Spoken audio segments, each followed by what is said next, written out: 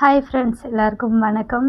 இப்போது அதிகப்படியான குடும்பங்கள் பிரிவதற்கு காரணமும் பல பிரச்சனைகளை சந்தித்து பல அவமானங்கள் பல பல அவமானங்கள் பல பேச்சுக்கள், பிள்ளைங்க ரொம்ப வேதனைப்படுறது குடும்பத்துக்குள்ளேயே தெரிஞ்சுமே அதை குடி தான் குடியை நிப்பாட்டாமல் இருக்கிறது தான். ஒரு ஆண் அவங்க தேவைக்காக, அவங்க சந்தோஷத்துக்காக நம்ம ஒரு வழியை நம்ம தேர்ந்தெடுக்கிறோங்கிறது அவங்களுக்கே தெரியாமல் குடிச்சிட்டு இருக்காங்க. பட் ஆனாலும் அந்த பொண்டாட்டி பிள்ளைங்க அவங்க லைஃப்பை அவங்க நினைக்கிறதே கிடையாது. அந்த குடிக்கும் நபர் அடிக்கடி குடிப்பதனால உடல்நிலை சரியில்லாத போகும்போது டாக்டர் முன்னாடி குடிச்சிக்கிட்டே இருந்தால் என்னங்க ஆகும்? சாப்பிடாம போகாமல் ஒரு மனுஷன் குடிச்சிக்கிட்டே இருக்காங்க அப்படின்னா அந்த உடல் உறுப்பு என்ன ஆகும் பார்த்துக்கோங்க.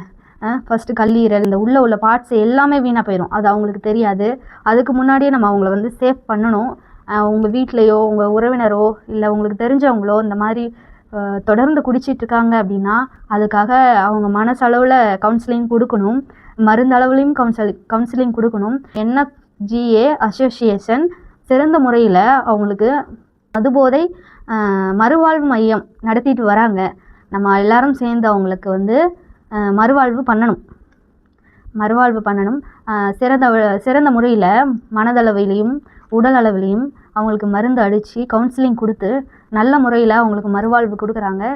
நீங்கள் அதை கீழே கான்டாக்ட் நம்பர் இருக்கும், அதில் கால் பண்ணி என்னென்னு சொல்லி கேட்டுக்கோங்க. நன்றி, வணக்கம்.